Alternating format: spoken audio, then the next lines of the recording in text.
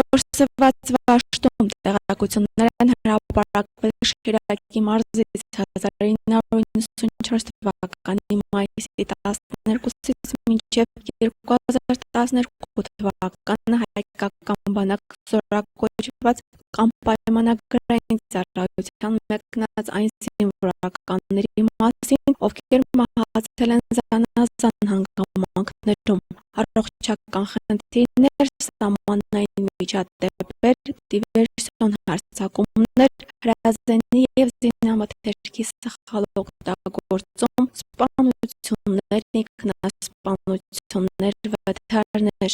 Մեր տեղեկություններով Շիրակի մարզից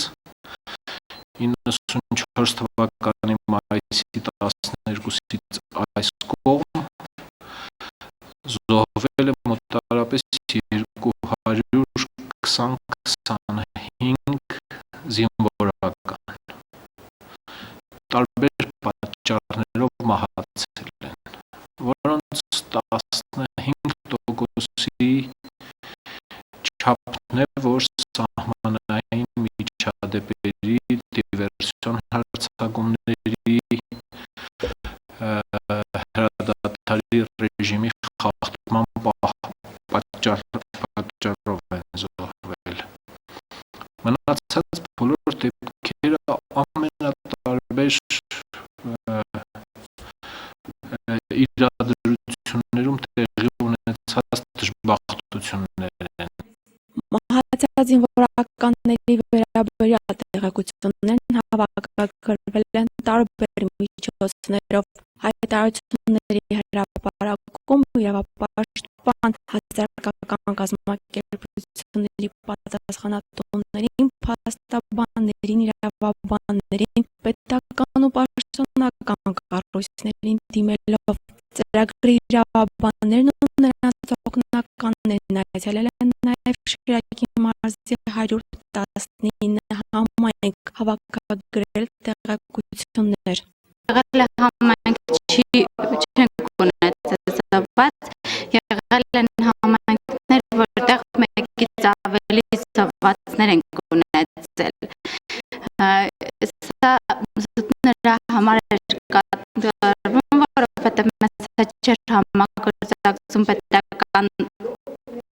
այցելանները, զինկոմները, որպեսզի մենք հստակ տեղեկություններ ունենայինք կոնկրետ որ համայնքում որքան զոհվածներ ունեն կամ իրենց տվյալները։ Նաև նշեմ, որ վերաբերմունքը քաղաքացիների շատ տարբեր է եղել, նույնիսկ մարդիկ են եղել, ովքեր վշտի մեջ գտնվելով հրաժարվել են ընդհանրապես որևէ տեղեկատվություն տրամադրելուց։ Որը երեխան չի գիտեցել ինչ ջուր է, այնտեղ ինչ ինչ չեղե, հրեկցել են, դե ինքն ընգե խեղդվել է։ Այդ կամանդիրին ազատել են աշխատանքից։ Ընդից հետո ես ուժ չունիմ բողոքելու, ուժ չունիմ ասելու, ես չեմ կրնա ասենք խոսքի պայքարեմ։ Շատերը ինքնասպանություն վարկած այդ համամիջ են և գտնում որ դրանք դիտավորյալ սպանություն են, որ նախաքննության մարմինները ճիշտ քննություն, լիարժեք քննություն չեն իրականացրել և որ հանցագործները դրսում են մնացել։ Կարող եմ ասել, որ դա սուբյեկտիվ բնույթ է կրում և ցանկացած հարազատ կարող է նույնը մտածել, թե իրականում ինչ է տեղի ունեցել, ոչ մեկապային չի կարող ասել։ Գրքում զուգահեռաբար զետեղված են Շիրակի մարզից հայկական բանակ մեկնած և զոհված 93 զինվորականի մահվան պաշտոնական և հարազատների կողմից նշված վարկածները։ Առկա են նաև տեղեկություններ զոհված զինծառայողների ընտանիքներին պետության կողմից փոխհատուցման վերաբերյալ։ Սարսափելին այն է, որ խաղաղ պայմաններում են այս դեպքերը կատարվում, պատերազմ չէ, և կան նաև ծնողներ, ովքեր ասում են, եթե պատերազմ լիներ այնտեղ զոհվեր, էլի մի տեղ գոնե մխիթարական կլիներ, որ հայրենիքի համար պատերազմ է զոհվել և ոչ թե խաղաղ պայմաններում։ Թե կուսումնասիրեն մեր կարծիքը իրենց կհետաքրքրի,